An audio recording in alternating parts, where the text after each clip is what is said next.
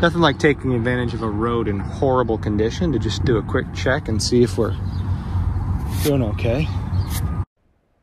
We started out early with the intention to get across Louisiana and eventually make it as far east as possible. But travel days don't always go according to plan. Being flexible means that we can change our plans last minute, so we're going to roll with it today. Just filled up the gas station right over there. We pull over into this Walmart parking lot right next door because I don't like the way this tire looks. It's got some funny kind of rubber grit debris forming on the tread all the way around evenly, but it's at the same pressure as the tire behind it. I checked the pressure. It's not warm, it's not hot. I don't quite know what's going on. So I'm actually gonna put it on the blocks and free spin this tire, see if maybe the brake's dragging. We inspect at every gas stop visually just to make sure nothing seems strange. I'm gonna now put this on blocks and lift this tire and see if I can investigate and figure out what's going on. If you've seen our channel, we've did a similar repair recently at Buc-ee's where actually that wheel had a loose castle nut wheel bearing, and so we fixed that before it got worse. I'm gonna spin it. Brake. So I've had Shauna squeeze the brakes from up in the truck. I don't hear anything weird. I don't hear a brake dragging, like maybe it's slowing this tire down. Nothing seems funny to me. Spinning it, it looks like it's, you know, well in the round and balanced. I'm really at a loss for what's going on here. And they're all the same age. They're all about 3 years old. We were planning on replacing them in March. We may have to do that earlier based on this issue here. By chance, we discovered this problem at a Walmart with a tire shop. So I'm gonna take it over and see if they've got some idea what might cause some wear like this.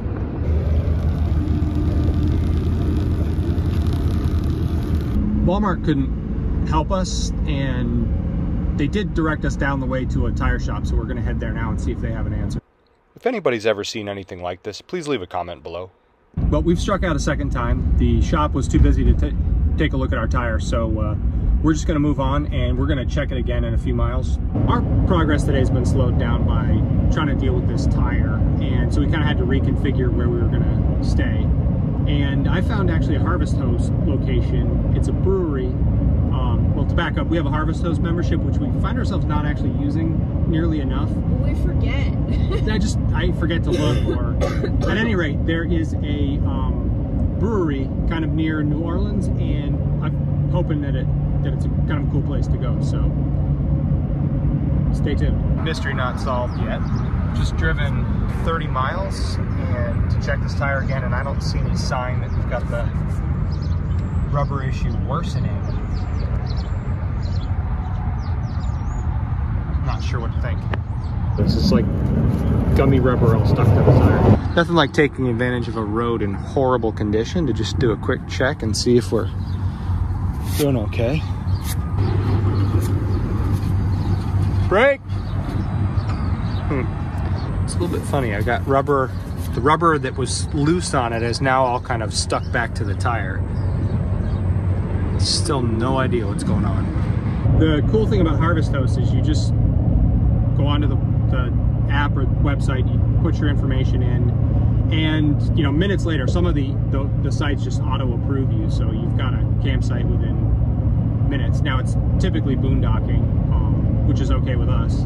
Well, sometimes you can just call to get a live human. True, yeah, you can call. They vary, and that's one of the things you kind of have to roll with, is that the system kind of varies for different places. Sometimes it's a farm or a business or what have you.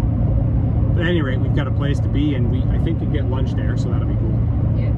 We stayed in Texas, that olive oil place, Dell's Favorite? Dell's Favorite. And they make their own olive oil there, which was awesome. How would you like to do the infrastructure project of putting those power lines out there? Yeah. Lake Pontchartrain, huge lake, and for whatever reason the power lines go straight across the middle. I don't know why. I would like to know more about that. Also, you know what I really love? Is it cypress? Like that swamp where I think so, yeah. Cypress stumps just sort of stick up? It looks very tidal, Andrew. So I had to look it up real quick.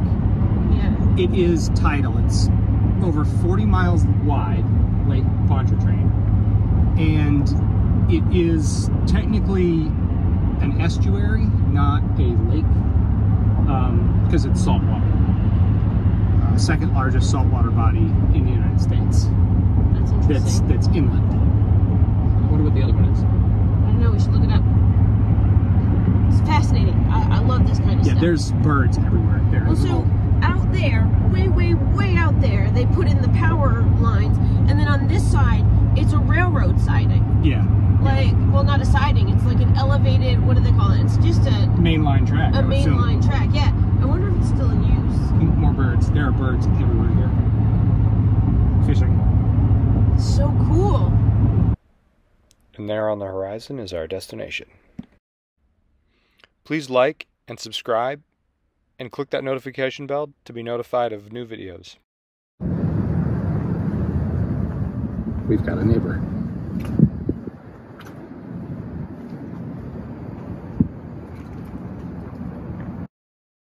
I went to check in after setting up the solar panels. It was a quick process and they seemed happy to see me. They mentioned that we get 10% off any food or drinks in the restaurant and bar. We didn't take advantage of everything they had to offer because we wanted to get some work done this afternoon. I found this Mardi Gras costume that they had on display pretty interesting. I've never seen one up close. They do a brewery tour here, which I didn't spring for, but I suppose you could if you wanted to. It's only $10. Taste things along the way, apparently. We wanted to take an Uber into the French Quarter like we saw others do, but there's serious flooding in the forecast and we need to get on the road.